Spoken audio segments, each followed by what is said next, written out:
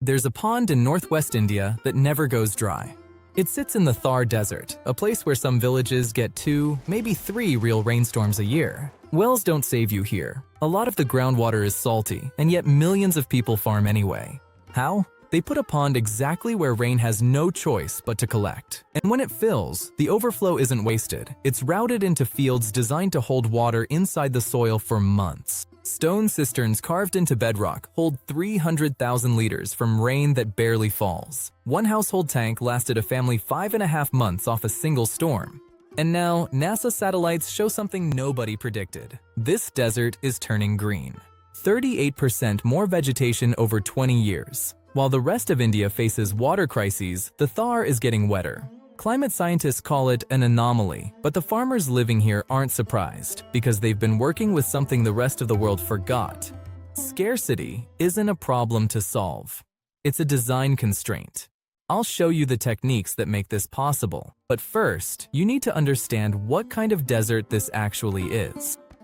This is the Thar Desert, northwest India, mostly Rajasthan. 25 million people live here, and it is the most densely populated desert on Earth. Temperatures hit 50 degrees Celsius. Evaporation is relentless. Rain doesn't come steady. It arrives in short, violent monsoon bursts, then nothing for months. Some villages plan their entire year around 2, maybe 3 serious rainstorms. And in many areas, you can't just dig a well because the underground water is salty. So survival here required something different, not conquering the landscape, but understanding it.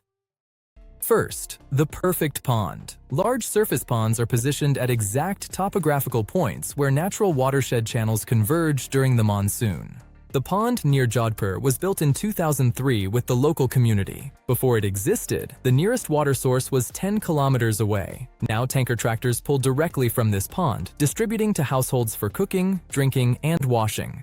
The overflow doesn't get wasted, it becomes farming. When the pond fills and spills over, that water feeds into agricultural fields, except these aren't normal fields. Each one is surrounded by earthen berms, turning it into a shallow basin. Monsoon water cascades from field to field in a controlled sequence. Each farmer captures their share using nothing but gravity and shaped earth. The water soaks deep into the soil and creates underground moisture reserves. Then, during the narrow planting window after the monsoon, farmers seed crops that survive on that stored water beneath the surface. With 100 millimeters of rainfall, they grow crops that typically need 500 to 1,000 millimeters. The desert's harshness becomes the storage system. While researching this video, I kept coming back to this book on my desk. The book, The Ultimate Guide to Rebuilding a Civilization. I grabbed it because it has chapters on water systems, ancient technologies, and how humans figured out survival from scratch, exactly what I needed. It's this massive crowdfunding success, which raised millions on Kickstarter and Indiegogo. 400 pages of illustrated knowledge, everything from purifying water to building a printing press, like a manual for restarting society if you had to. Then I started noticing these small butterfly illustrations on random pages. Then I found pages 302 and 303, an encrypted block of text. I decoded it.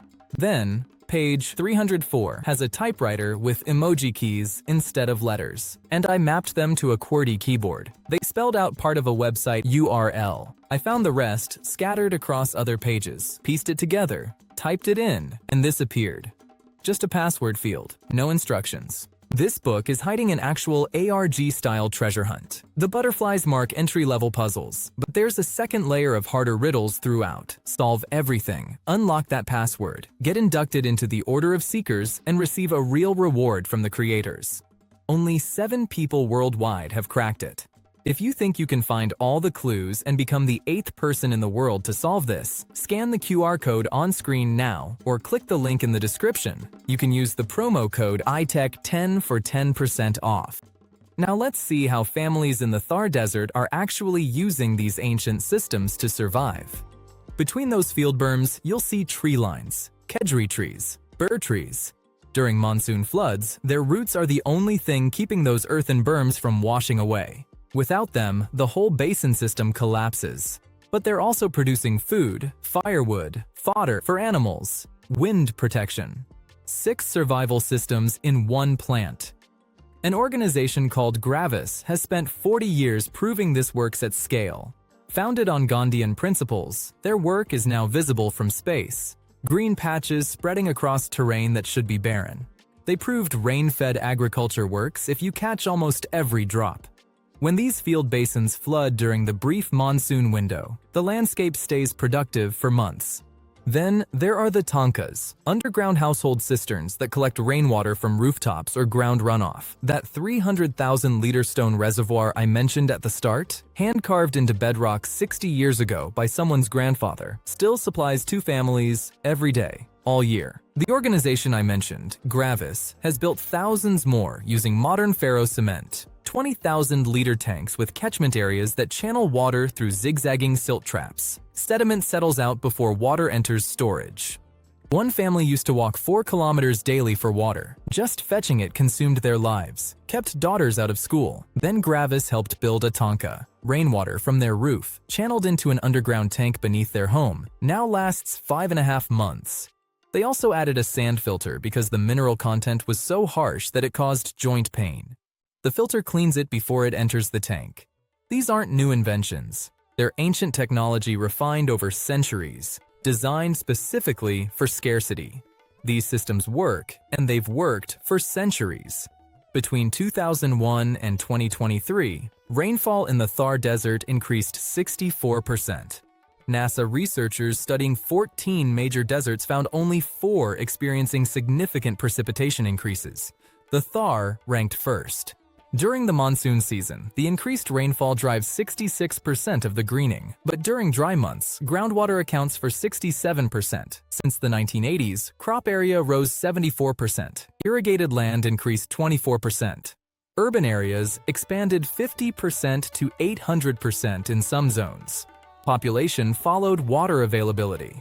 The same satellites showing greening also show groundwater levels plummeting in areas where vegetation surged.